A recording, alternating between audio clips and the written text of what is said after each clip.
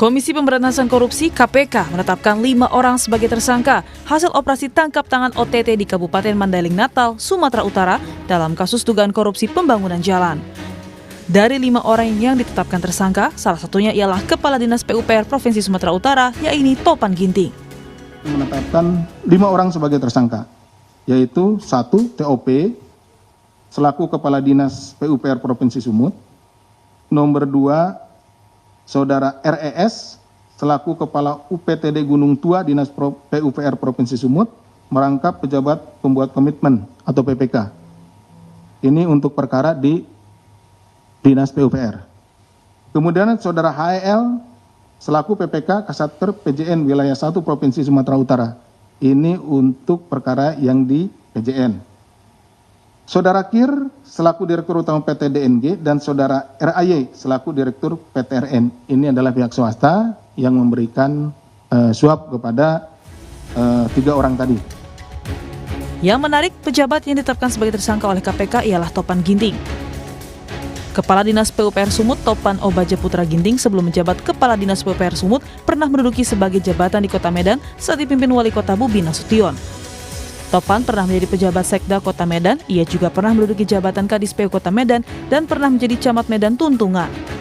Nama Topan Ginting banyak disebut-sebut sebagai orang dekatnya Bobi Nasution. Sejumlah media lokal di Sumatera Utara juga memotret kedekatan Topan dengan Gubernur Sumatera Utara, yaitu Bobi Nasution.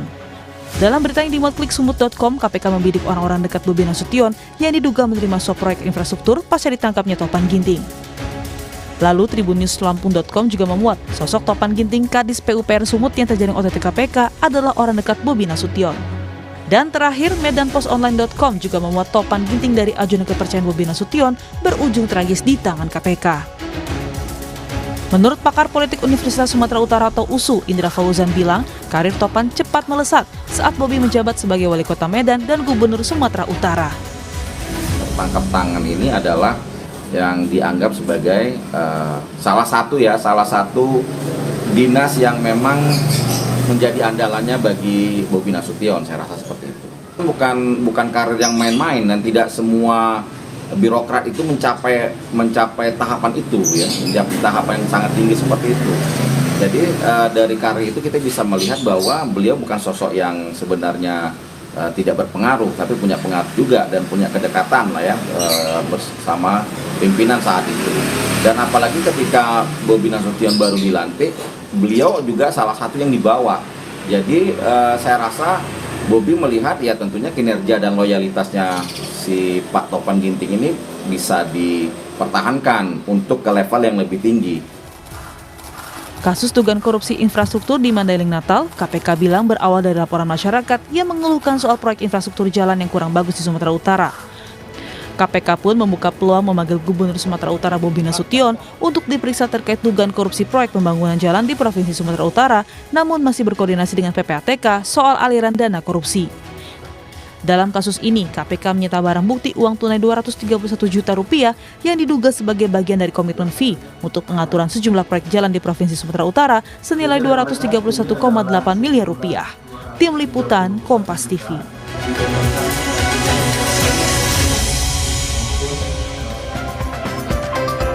Saudara, KPK melakukan OTT sekaligus menetapkan 5 tersangka dalam kasus korupsi dugaan proyek infrastruktur jalan di Sumut. Sejumlah pejabat Dinas Pekerjaan Umum dan Penataan Ruang atau PUPR Sumut terlibat dengan nilai fantastis. Yang menarik, salah satu tersangka ialah Kadis PUPR Sumut Topan Ginting yang disebut-sebut dekat dengan Bobi Nasution. Akankah KPK juga akan memeriksa Bobi dalam kasus ini? Dan sebenarnya benarkah proyek infrastruktur menjadi ladang korupsi? Kita bahas dengan sejumlah narasumber yang sudah hadir di studio. Yudi Purnomo, penyidik KPK periode 2013-2021. Selamat pagi Mas Yudi. Selamat pagi Mas Mario. Terima kasih Mas sudah hadir di studio dan juga melalui sambungan Zoom Koordinator Masyarakat Anti Korupsi atau MAKI, Boyamin Saiman. Selamat pagi Mas Boyamin. Pagi Mario, Yudi. Abangku. Terima kasih Bapak-Bapak sudah bergabung di Dialog Sapa Pagi hari ini, dan juga kita sudah mencoba menghubungi juru bicara dari pihak Bobi Nasution, tetapi memang sampai saat ini belum memberikan respon. Saya ke Mas Yudi terlebih dahulu. Mas Yudi, 200 M lebih yang akhirnya diduga korupsi di Sumatera Utara ini. Kalau Anda melihat sebagai pengalaman Anda penyidik KPK, 200 M dengan posisi jumlah besar seperti ini, apakah mungkin saja hanya sampai di kepala dinas? Kalau di Sumatera Utara PUPR, kepala dinas. Apakah hanya sampai di kepala dinas atau ada juga orang yang lebih tinggi, misalkan bupati atau gubernurnya? Ya, jadi kalau kita berbicara mengenai proyek pembangunan jalan di daerah yang kemudian di situ kepala dinas PU ya itu adalah kaki tangan langsung ya seorang kepala daerah. Sehingga kalau pengalaman saya ketika menangani berbagai macam kasus OTT saat di KPK, biasanya itu udah satu paket. Ketika kepala daerah kena, pasti kepala dinas PU kena. Karena anggaran paling besar itu adanya di dinas PU. Dan yang paling banyak bisa menghasilkan uang korupsi adalah proyek-proyek pembangunan jalan. Karena itu paling banyak bisa di markup. Ya, karena kita tahu bahwa dalam perbaikan jalan ataupun pembangunan jalan itu kan ada yang namanya ketebalan aspal. Ketebalan aspal itu misalnya 10 cm. Tetapi dari kasus-kasus tangani nggak ada sampai 10 cm. 5 cm juga udah alhamdulillah gitu ya. Dari situlah kemudian margin korupsinya begitu besar. Kalau kita bicara ini markup proyek ini ya? Iya. Kalau kita bicara mengenai proyek ini yang 230M, biasanya uang yang namanya komitmen fee-nya, apalagi kan ini proyek ini kan belum ya.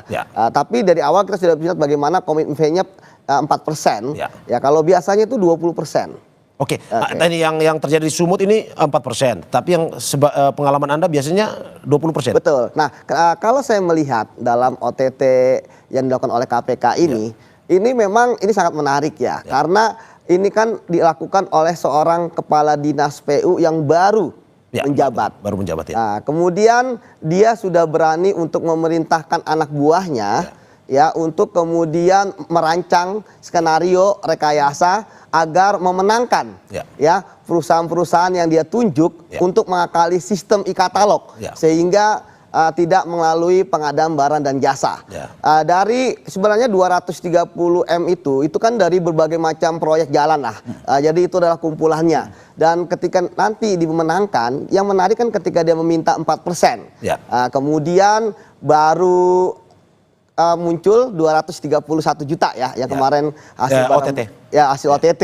Ya artinya kepala dinas PU ini baru menunjukkan kepada para pengusaha-pengusaha yang bermain di proyek PU-nya di Sumatera Utara ingin menunjukkan bahwa sekarang dia adalah tuannya. Oke, dari pengalaman Anda 4% itu dari 200M itu besar atau kecil? Nah, masih kecil lah Mas, karena saya bilang 8M dan itu kan belum semua terrealisasi. Jadi bagi saya kemarin bisa jadi KPK terlalu cepat gitu kan melakukan OTT gitu ya. Tapi mungkin karena barang buktinya sudah ada di tangan dan kita tahu pengertian operasi tangkap tangan adalah ditemukannya barang bukti di dalam para tersangka tersebut ya sudah langsung diambil saja oleh KPK. Jadi saya pikir episode ini masih akan berlanjut ke depannya.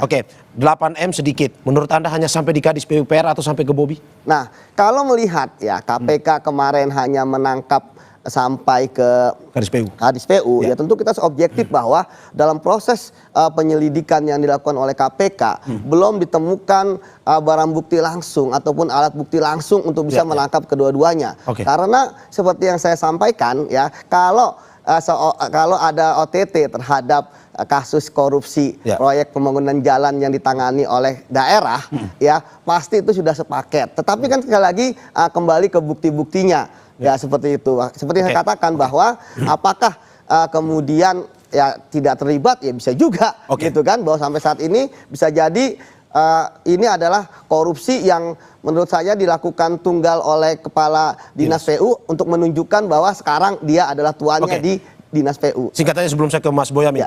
Menurut Anda kalau follow the money perlukah Bobi diperiksa oleh KPK? Nah, kalau kita bicara follow the money, ini kan uangnya kan masih sedikit ya. Ya belum sampai 8 miliar bahkan dari yang dimintakan. Oleh karena itu ya tentu sekarang bukan masalah follow the money tapi masalah apakah Topan ini sebagai kepala dinas PU akan membuka selebar-lebarnya terkait dengan peristiwa ini untuk menjadi justice kolaborator. Begitu. Dan Bobi perlu dipanggil oleh KPK maksud Anda seperti itu? Ya bisa jadi akan dipanggil karena dia adalah kepala daerah. Tidak mungkin tidak dipanggil. Pasti saya katakan dipanggil ya. Oke. Saya ke Mas Boyamin. Mas Boyamin, sudah menarik nih bersama Mas Yudi terkait dengan apa yang terjadi di Sumut. Menurut Anda seperti apa? Apakah perlu dengan oke ini angka kecil misalkan 8M dari yang dikatakan Mas Yudi biasanya 20% dari proyek yang dianggarkan. Menurut Anda apakah perlu pada akhirnya diminta keterangan kepada Gubernur Sumut saat ini, Bobi Nasution, untuk semakin terang benderang terkait dengan kasus ini? Gini aja, kalau KPK tidak memanggil Bobi, pasti akan saya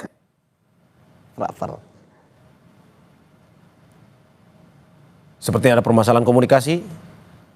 Halo Mas Yudi, bisa mendengar? Halo Mas Boyamin, bisa mendengar suara saya? Lockout ya. Lockout kayaknya beliau. Oke, sepertinya ada masalah komunikasi. Saya kembali ke Mas Yudi. daerah yang diminta KPK. Oke. Kedua ini Mas Boyamin bisa dengar suara saya? Kalau ini KPK tidak memanggil Bobi, halo Mas Boyamin, saya akan gugat pra peradilan, itu aja. Halo Mas Boyamin. Ya. Mas, mohon maaf tadi sepertinya ada permasalahan komunikasi. Boleh diulang terkait dengan pemanggilan Bobi ini? Kalau KPK tidak memanggil Bobi, akan saya gugat pra peradilan, itu aja sederhana. Karena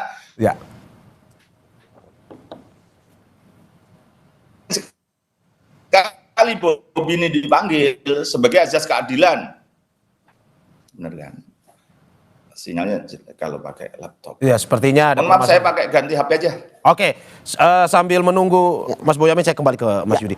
Mas Yudi, bagaimana Anda melihat bahwa ini ada desakan untuk akhirnya memanggil Bobi? Apa sebenarnya keterangan yang perlu digali dari Bobi misalnya? Ya, kalau kita melihat dalam proses pengadaan barang dan jasa, penanggung jawab ya pastilah gubernur dalam kasus ini ketika proyek jalan ya. Namun ya apakah keterlibatannya formal dan material itu kan yang perlu ditelusuri. Jadi kalau dipanggil, saya yakin pasti Bobi dipanggil. Tetapi kalau dipanggil hanya terkait dengan formil, ya terkait dengan tanggung jawab beliau, ya selesai gitu kan. Ya pertanyaannya sampai seperti itu gitu. Namun kan tentu kita tentu masyarakat kan ingin lebih dari itu ya. Tetapi untuk lebih dari itu, maka apakah KPK bisa menemukan ya kan bukti-bukti keterlibatan Bobi? Karena sampai saat ini dari pengalaman saya menangani OTT ketika ada seorang kepala dinas PU tidak berhasil ditangkap dalam OTT dan ada barang bukti di dia, sementara gubernurnya atau kepala daerahnya tidak ditangkap juga, ya berarti kan selama proses itu kan tidak ada ditemukan alat bukti, kesaksian dan sebagainya yang bisa langsung ditangkap pada saat itu. Karena begitu sekarang hanya bisa mengharapkan kesaksian dari Topan ini.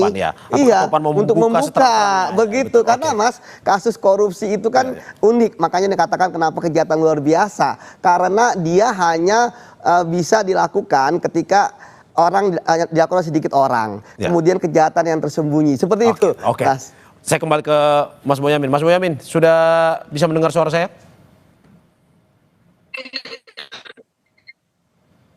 Mas Boyamin, sepertinya masih ada permasalahan komunikasi.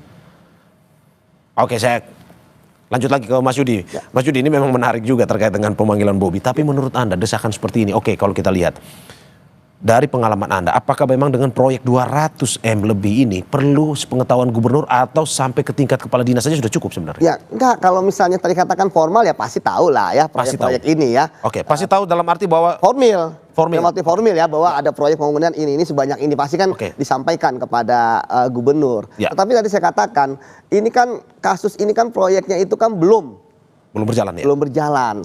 Ini baru dalam proses sudah saling memahami, ya kan? Ada janji-janji yang dilakukan. Ada janji-janji akan dimenangkan dan sebagainya. Maka kenapa yang jadi tersangka kan ada yang kepala penanggung jawab Gunung Tua, kemudian juga ada yang dari terkait proyeknya, kan di PUPR-nya dan 2 pengusahanya. Jadi kalau menurut saya, kalau untuk kasus ini, kalau untuk ke Mas Bobi sih saya pikir masih terlalu jauh ya, karena uang yang baru masuk pun 231 juta dari janji 8M gitu untuk materialnya. Tetapi tadi saya katakan bahwa ini akan dekat ketika kuncinya ada di Topan. Jadi Topan adalah kuncinya, Mas. Dia kunci yang bisa jadi bahwa apa yang dilakukan oleh dia, ya on behalf-nya Mas Bobi bisa jadi juga. Tapi sekali lagi, KPK tidak berhasil menemukan itu di proses penyelidikan OTT KPK. Nah, kita kalau misalnya berharap di penyidikan ada, maka yang bisa membuka ya adalah Topan. Nggak ada lain, tidak ada bukan. Kalau melihat bagaimana Topan memerintahkan itu kan, dia juga seorang tipe komando ya. Apalagi kita tahu dia adalah orang dekat gitu ya, mulai dari zaman pemerintahan di Medan. Nah, jadi seperti itu. Jadi sekali lagi bagi saya, ini kuncinya, apakah ada keterlibatan material Bobi itu ada di Topan. Tapi kalau tidak, ketika Bobi pun dipanggil oleh KPK, pasti pertanyaannya hanya pertanyaan formil terkait dengan tanggung jawab tupoksinya sebagai seorang gubernur Sumatera Utara. Tidak mungkin pertanyaan-pertanyaan to the point seperti apakah mungkin Anda menerima atau segala macam, itu tidak mungkin. Tidak mungkin. Jadi pertanyaan seperti itu baru bisa ditanyakan kalau ya penyidik ya bisa mendapatkan dari saksi-saksi lain. Tapi kalau tidak, nggak akan berani penyidik melakukan itu seperti menembak dengan peluru kosong. Anda terima duitnya segini ya pasti bilang enggak gitu. Tapi kalau kita sudah dapat dari saksi lain menanyakan, oh saksi lain mengatakan ada terima loh. Nah itu baru seperti itu Mas Mario. Saya ke Mas Boyamin lagi. Mas Boyamin, apakah Anda bisa mendengar suara saya? Cukup jelas Mario. Sepertinya sudah kembali sinyalnya. Mas Boyamin, saya ulang lagi pertanyaannya. Terkait dengan menurut Anda apakah perlu KPK memeriksa dan seperti apa yang harusnya pada akhirnya yang perlu digali dari Bobi oleh KPK? Bahkan saya begini, kalau KPK tidak memanggil Bobi, maka KPK akan saya gugat pra-peradilan dalam jangka waktu segera, maksimal 2 minggu lagi. Kalau 2 minggu lagi tidak memanggil Bobi, saya gugat pra-peradilan. Karena satu, azas keadilan. Karena kepala daerah dimanapun dipanggil ketika ada anak buahnya diproses ke KPK. Misalnya kemarin Kalimantan Selatan, itu kan sampai ngejar-ngejar Paman Birin itu. Nah, meskipun Paman Birin kemudian pra-peradilan atau apa, dia dinyatakan tersangkanya tidak sah. Itu azas keadilan. Kedua, ya apapun ini justru malah mengembalikan kepercayaan masyarakat kepada KPK. Justru kalau tidak manggil Bobi, ya semakin menenggelamkan KPK itu sendiri. Justru saya mencintai KPK dengan cara saya bantu untuk menaikkan citra di masyarakat, maka harus manggil Bobi. Ketiga, ini kan apapun ya orang kepercayaan, KPK harus memulai dari kampanye 2020. Apakah camat ini menjadi tim sukses? Karena menurut saya dia lompatannya terlalu tinggi. Habis camat langsung menjadi Kadis PUPR di Pemkot Medan. Itu cepat ini. Biasanya itu dari camat itu masih menjadi sekdis atau menjadi kepala yang levelnya kayak eselon 3, itu kepala bagian hukum misalnya, atau sekdis, atau kepala organisasi eselon 3. Nah, kepala dinas PUPR ini langsung eselon 2. Jadi ini selama menjadi camat itu, apakah dia juga menjadi tim sukses? Atau setidaknya tahun 2020, apakah menjadi tim suksesnya Bobi? Harus didalami sampai ke sana. Dan berkaitan dengan dana kampanye Bobi, baik wali kota maupun gubernur, harus juga didalami apakah ada sumbangan-sumbangan besar dari Topan ini gitu. Jadi pentingnya itu kenapa Bobi harus dipanggil itu justru untuk mendalami bagaimana dia menjadi tangan kanannya, karena dia lulus itu tahun 2007 dan ini sudah kepala dinas PUPR di Prof Sumatera Utara, bersamaan dengan habis dilantik Bobi jadi gubernur, langsung dilantik jadi kepala dinas PUPR. Ini lompatannya kalau tidak istimewa, artinya istimewa kedekatan gitu. Kira-kira gitu. Jadi ini yang menurut saya yang harus diproses lebih lanjut gitu. Mas Boyamin, tetapi kan memang dipanggil ini untuk dimintain keterangan terkait dengan kasus ini sebenarnya, dalam arti bahwa ya terkait dengan hubungan, dalam arti bahwa apakah mungkin memang nantinya perlu ditanyakan dan apakah memang ada hubungannya dengan kaitannya dengan korupsi atau bagaimana? Iya, kalau ini kan proses-proses yang baru awal dan KPK kan kemarin dengan gaya baru OTT ini bahkan jauh di awal, masih tanda kutip niat dan mulai tindakan awal aja sudah di OTT gitu, karena dalam rangka pencegahan jangan sampai jalannya jelek gitu kan, maksudnya kan gitu, karena toh sudah ada buktinya awal gitu. Dan itu justru apapun saya yakin bisa dikembangkan kemanapun ini proses-proses itu, karena ya meskipun kalau KPK mau menunggu sebenarnya bisa akan dipantau mengalir kemana-mana. Mas Boyamin, Mas Boyamin.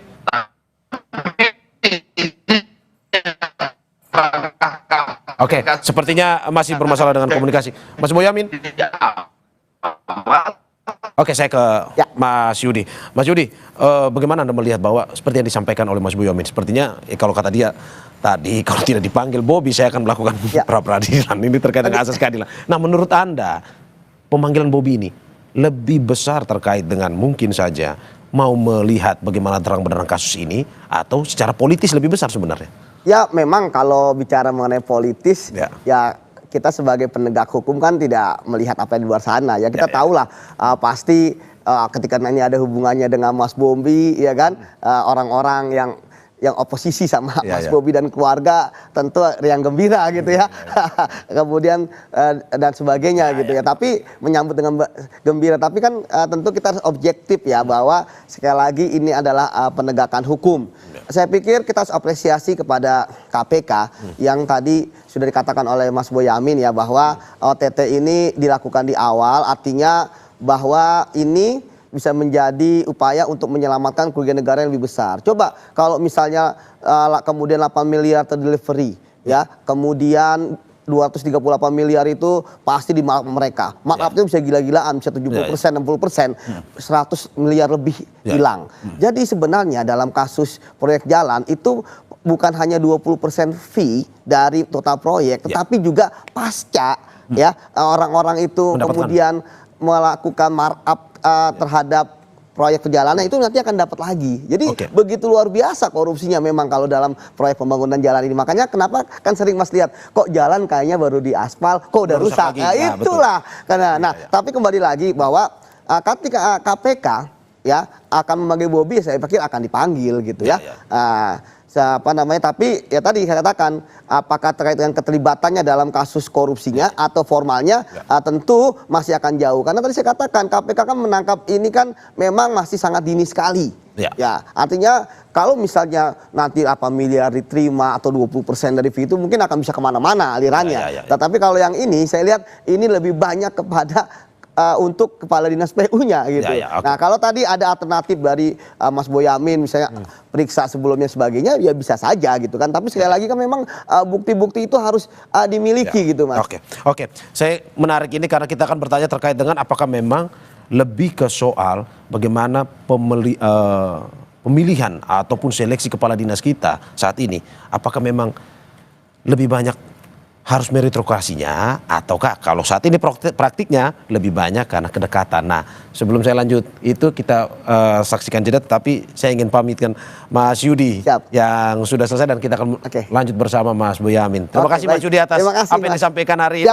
Semoga bisa memberikan masukan juga kepada kepala daerah terkait dengan ya ini harus benar juga, markup perlu dihentikan demi untuk kesejahteraan masyarakat juga ya Mas. Terima kasih banyak atas apa yang disampaikan Mas Yudi. Terima kasih Mas.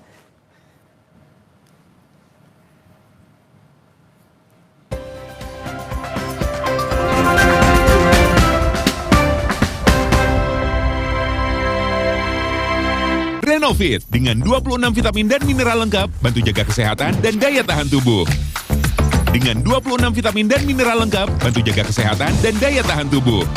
Minum Renovit, siap jaga kesehatan dan daya tahan tubuh. Produksi Konimax. Anak yang nakal digranat! Ya, gue kena ghosting. Salah sendiri. Saatnya kau pakai simpati buat nonton, musik, game, belajar, sampai belanja. Bisa pilih benefit sesuai keinginanmu. Alergi jontor nih. Aku biduran, obatnya yang depannya Indal CTN. Bisa dibeli tanpa resep dokter. Indal CTN, komposisi anti alerginya redakan alergi. Indal CTN. Malula, madu TJ. Iya. Kalau panas dalam, sariawan bisa. Madu TJ panas dalam. Minum bila perlu. Madu TJ panas dalam. Madu plus herbal dari bahan alam. Bantu redakan panas dalam. Madu TJ panas dalam. Mau tampil sakit kepala, Pilih Bodrek. Belum makan. Bodrek bisa diminum sebelum makan. Sakit kepala, 5 okenya Bodrek cepat redakan sakit kepala tanpa ngantuk. Bodrek aslinya redakan sakit kepala, terus menangkan harimu. Tambah umur, makin prima, makin cinta. Karena hidup kita balance. Minum Sido Muncul Natural Balance setiap hari. Life is balance.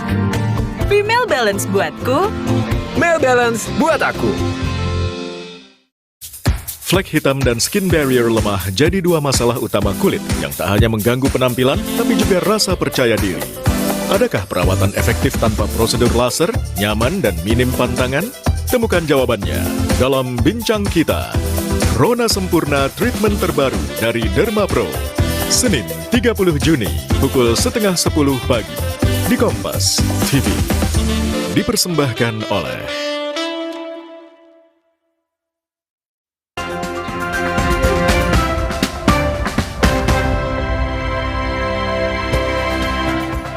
Saudara, terima kasih masih di Dialog Sapa Indonesia pagi hari ini. Masih dengan narasumber saya, Koordinator Masyarakat Anti Korupsi atau MAKI, Boyamin Saiman. Mas Boyamin, saya lanjutkan pertanyaan saya. Tadi Anda sempat mengatakan bahwa ini asas keadilan memanggil Bobi oleh KPK. Menurut Anda, apakah ini sebenarnya memanggil Bobi untuk mengetahui lebih lanjut terkait dengan keterangan terkait dengan kasus korupsi di Sumatera Utara, ataukah sebenarnya dipanggil terkait dengan ini kedekatan antara dia dan juga salah satu tersangka yakni Kepala Dinas PU ini, apakah mungkin saja bisa membuka terang benderang kasus korupsi Sumatera Utara? Menurut Anda seperti apa?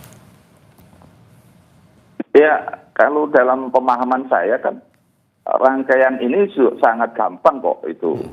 Tadi yang saya tertarik itu adalah rangkaian yang apakah yang bersangkutan itu sejak awal mengurusi kampanyenya Bobi. Ya.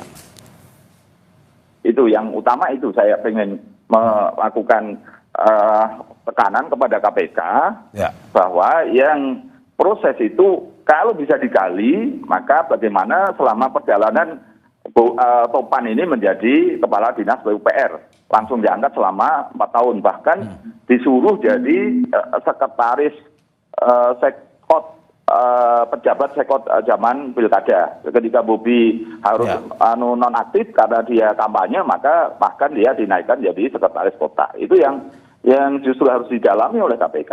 Apa kegiatannya, apa rangkaian bahwa dia perannya melakukan jadi tim sukses kampanyenya Bobi. Karena berdasarkan penelusuran teman-teman yang adik angkatan itu yang menyatakan memang dia jadi orang betul-betul powerful di Medan itu gitu. Dan rata-rata yang seangkatan dia ya belum ada yang kepala dinas itu, rasanya belum ada. Saya tanya-tanya baru paling-paling sekretaris dinas lah yang tinggi itu. Jadi ini keistimewaan yang bersangkutannya harus digali oleh KPK. Kalau tidak digali ya, kalau cuman ini istilahnya hanya difokuskan pada proyek ini dan baru uang muka begitu, justru saya mencurigai KPK jangan-jangan memang sengaja mengotakkan ini supaya tidak menyeret yang lain malah begitu, Mario. Oke, berarti menurut Anda dengan dugaan ini kedekatan antara Bobi dan juga Kepala Dinas yang menjadi tersangka, Kepala Dinas PUPR yang menjadi tersangka ini diduga juga Bobi juga ada dalam pusaran kasus korupsi Sumatera Utara. Menurut Anda seperti itu ya? Iya, asas praduga tidak bersalah tetap harus ada pada posisi didalami oleh KPK dengan alat bukti, minimal 2 alat bukti. Apakah ada peran, ada turut serta, atau menyuruh lakukan, atau bahkan level paling minimalisnya membiarkan supaya terjadi dugaan-dugaan korupsi. Nah, maka proyek seluruhnya di Dinas PUPR Pemkot Medan selama 4 tahun terakhir harus diaudit juga oleh KPK, gitu loh, didalami juga gitu. Karena Topan ini kan diduga sudah mengatur proyek yang di provinsi. Lah selama di kota Medan, di Pemkot itu proyek apa yang dia tangani selama 4 tahun itu, dan diduga dengan pemborongnya siapa didalami, sehingga akan nampak di situ gitu. Jadi tidak boleh KPK hanya mengklaster yang baru sedang akan dilakukan proyek di Provinsi Sumatera Utara. Justru proyek di Medan selama 4 tahun tidak didalami, digali. Nah, itu akan ada peran-peran apa Topan gitu. Dan wali kotanya juga Bobi gitu. Apakah ada irisannya atau tidak? Ya, itu yang menjadi tugas KPK.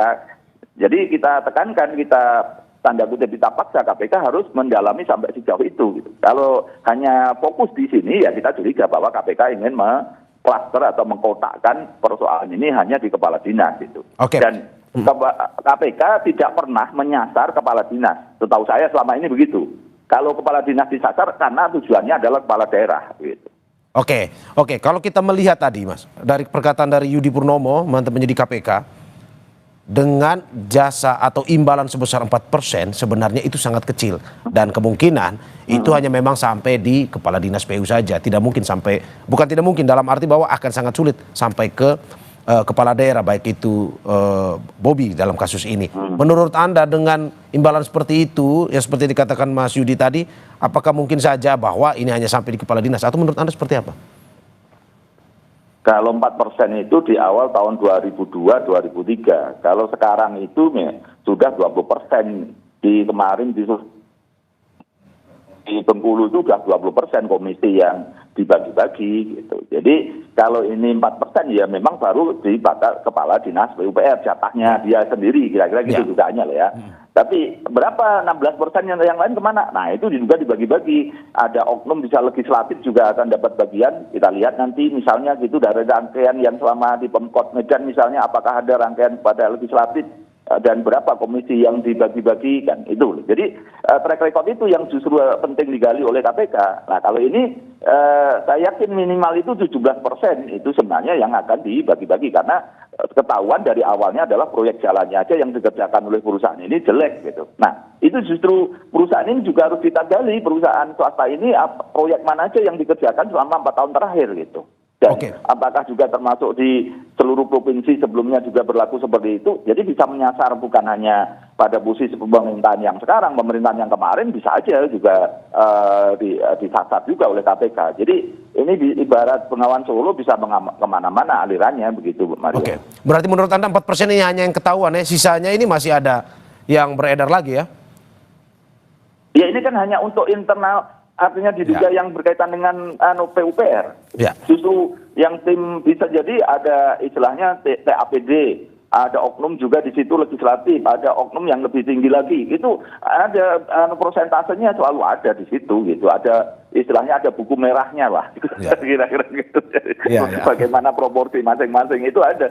Dan beberapa kasus yang ditangani KPK misalnya dulu yang oknum DPR RI misalnya itu ternyata kemana-mana juga gitu. Proyek di Kementerian Perhubungan, proyek di kereta api gitu. Itu juga ada pembagian-pembagian, bahkan ada istilahnya sliving fee.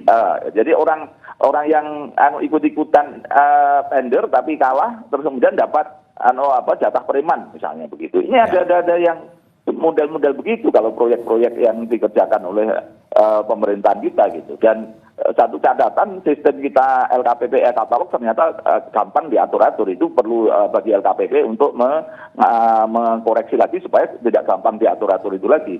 Misalnya proyek BTS Kominfo itu kan juga diduga pakai katalog misalnya, tapi kerugiannya 8 triliun dari 10 triliun. Itu 80% loh yang diduga di tilep itu kan. Nah, jadi semata-mata kita ini melihatnya pengadaan itu masih bukan hanya bocor tapi jebol gitu. Dan ini seperti yang dikatakan oleh KPK sendiri, proyek jalan jelek semua di Sumatera Utara, dan maka atas aduan masyarakat itu mereka mendalami. Itu bagus saja, tidak apa-apa dari sisi sepanjang dia mendalami proyek-proyek yang lain yang dikaitkan dengan dua pihak itu tadi. Pihak Topan mana aja selama di Pemkot Medan dia yang ngurusi proyek, dan juga proyek swasta yang ditangani oleh perusahaan swasta ini mana aja yang ditangani begitu. Jadi ini harus dikembangkan ke sana. Kalau tidak, ya sekali lagi itu pasti saya gugat pra peradilan. Dengan proses yang ini kita bongkar apa yang terjadi sebenarnya kedalaman.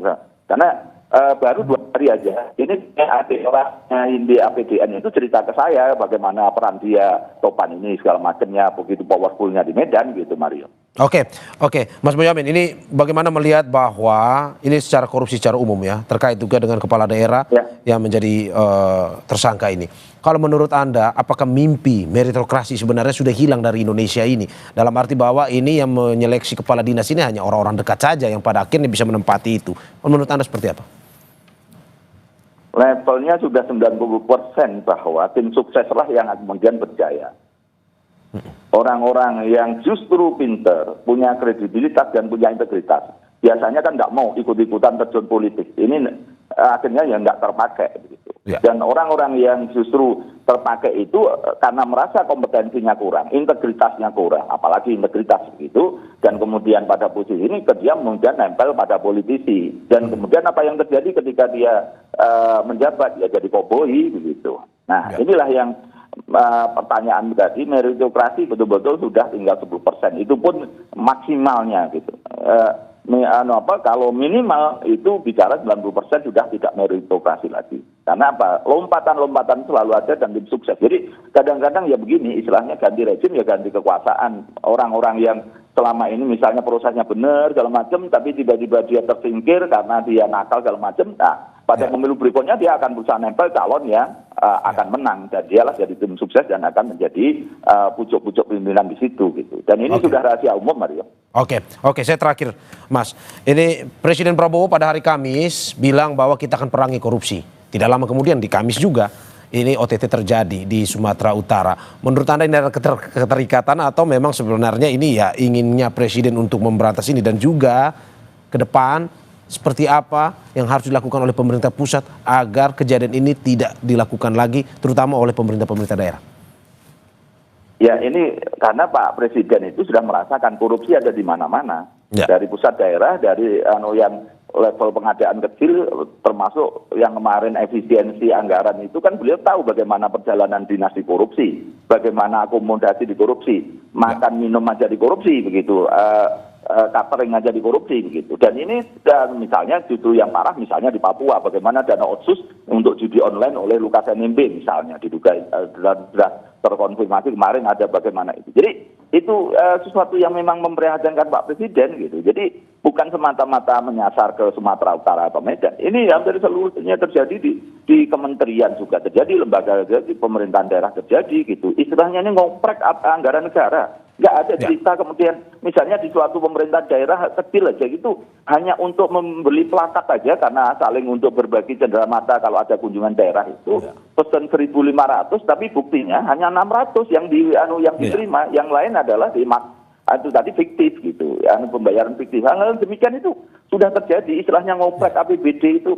Belum bicara nanti kalau kewenangan, misalnya izin tambang, udah selalu banyak masalah di situ, sehingga kemudian orang yang bekerja benar atau syaratnya benar sulit untuk mendapatkan izin, tapi orang lain yang diduga kurang benar segala macam malah dapat izin. Diduga dari mana kalau tidak ada urusan uang mengalir? Jadi ini memang tata kelola kita sangat masih buruk, level kita itu masih mencegah bocor, bahkan mencegah jebol. Sementara negara-negara yang indeks persepsi anti korupsinya tinggi seperti Malaysia dan Filipina, itu mereka berusaha mencegah tiris dan rembes gitu. Jelasnya begitu. Tata kelola baik uang masuk maupun uang keluar, Mario. Oke. Mas Boyamin, terima kasih banyak atas apa yang disampaikan. Semoga dengan perilaku koruptif ini bisa segera diminimalisir, bahkan dihentikan, dihapuskan di negara kita tercinta ini. Terima kasih sekali lagi Koordinator Masyarakat Anti Korupsi atau MAKI Boyamin Saiman atas apa yang disampaikan. Sehat-sehat selalu, Pak. Saudara, jangan kemana-mana, Sapa Indonesia Pagi akan segera kembali dengan informasi lainnya. Salah satunya seorang warga Asahan, Sumatera Utara, jadi korban perdagangan orang di Kamboja hingga